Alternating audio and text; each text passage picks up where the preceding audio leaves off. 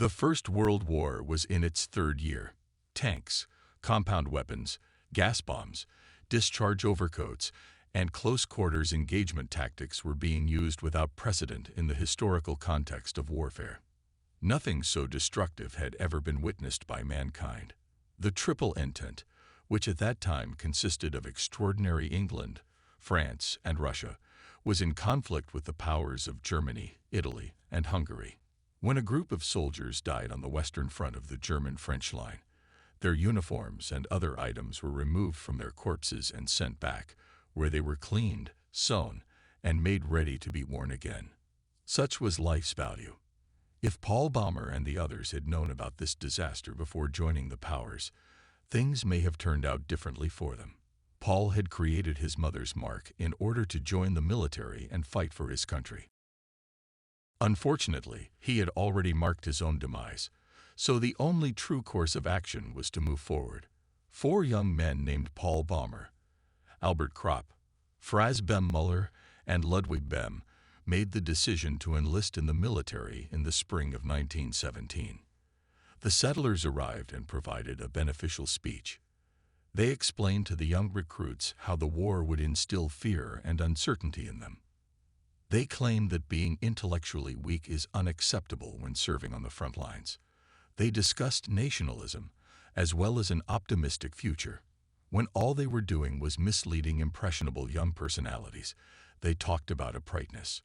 The pioneers' motivational speeches served simply as an example of injustice. They had successfully programmed an entire age. They got them to understand that fighting the conflict was in their best interests. Paul's sense of accomplishment as he assembled his uniform didn't last for very long. When he got to the Western Front, he became aware of the ground realities. Paul had a rough encounter with Stanislaus Kaczynski. Paul was astonished to see how unkempt and disheveled the troopers were. We learned that the small guys lacked any combat skills. Due to a lack of time, they received no form of preparation. They were deployed directly to the conflict area to fight the French. They frequently heard the instruction "begin gathering," and it was interesting that Paul knew what it meant. It meant that in order to possibly keep track of and keep a tally of the deceased, the names of each and every person who had died away had to be gathered from their corpses. The most vivid memory Paul has of dying is discovering his friend Ludwig lying down and filthy, and then later tracking down his dead body nearby. Passing frequently appeared on those channels.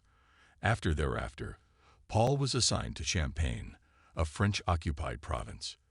There was never enough food available down and unclean. A goose was once taken from a French rancher's house by Paul and Kaczynski. It appeared as though their worries were unfounded as they were eating their beef that day with Jaden, Kropps, and others. After a long period of time, they probably ate properly. Aside from food, other delightful sights included females, new bed linens, and clothes. Kaczynski was completely clueless about browsing. Paul read his correspondence.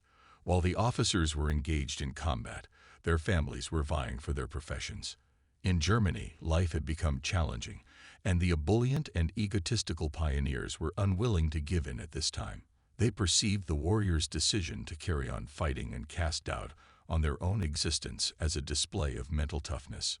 The child of Kaczynski had passed away, and he had grown apart from his family. He often had the feeling that even once the fighting was over, he might never be able to go back. He was aware that he would never be able to lead a normal life after witnessing such a great deal of destruction and ruthlessness. To find 60 young volunteers, Paul, Kaczynski, Kropps, Jaden, and others were dispatched, who hadn't been around since the day before. The German government valued each soldier, not because they valued their lives, but rather because they were at a moment where they were short on assets and manpower. Major von Brixdorf, possibly his closest friend, gave the general a daily report. Who hadn't been around since the day before. The German government valued each soldier, not because they valued their lives, but rather because they were at a moment where they were short on assets and manpower. Major von Brixdorf, possibly his closest friend, gave the general a daily report. He was ready to fight for his own interests, even if it meant losing every single trooper. The general claimed that without war, a fighter's existence is nothing. However, he was neither a legitimate officer, nor was he actively engaged in the fight. But Matthias Erzberger finds that offensive. He had lost a child, and was aware of how absurd the Germans' demands were for their soldiers. He was trying to get the Germans and the French to agree on anything. He understands that the agreements the French had proposed were impractical, yet he was nevertheless able to neutralize all of the dangers. He didn't argue that more police officers should perish. The starving German soldiers fought their way through. They didn't make a really noteworthy choice. The options were very straightforward: kill or perish. Paul and another French fighter stopped out in one of the gaps. He brutally cut the French fighter, as if he didn't know what he was doing, or was being moved to do it. But when reason prevailed, he realized that he had almost killed a guy. Even though his injuries were starting to heal, it was already too late. Paul was aware that it was not his issue. He had no justification for killing an innocent man who he was meeting for the first time in his lifetime. He understands that he was only a well-known hired soldier who had been given a false sense of motivation. On November 11, 1918, the ceasefire of Compiègne was approved, and it was agreed that the ceasefire would begin at exactly 11 a.m.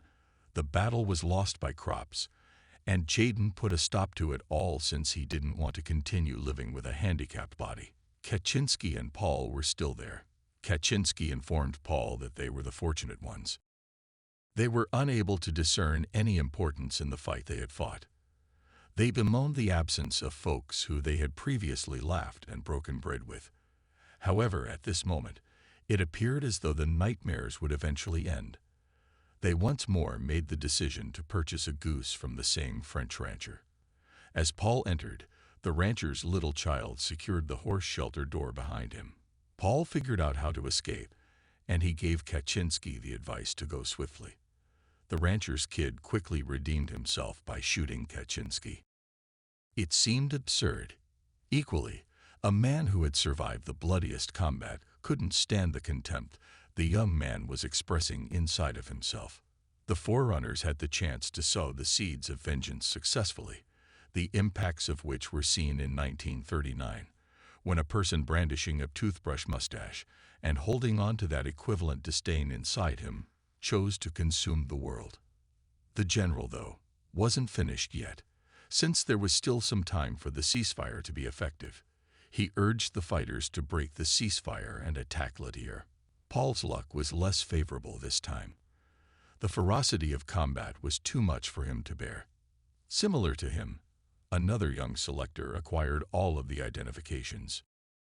In the hope that one day the young guy would realize there was nothing more pointless than fighting, Paul had sacrificed his life to save his. Paul was practical. He never saw himself rising to greatness in the future for dying for his motherland. He merely anticipated a better world.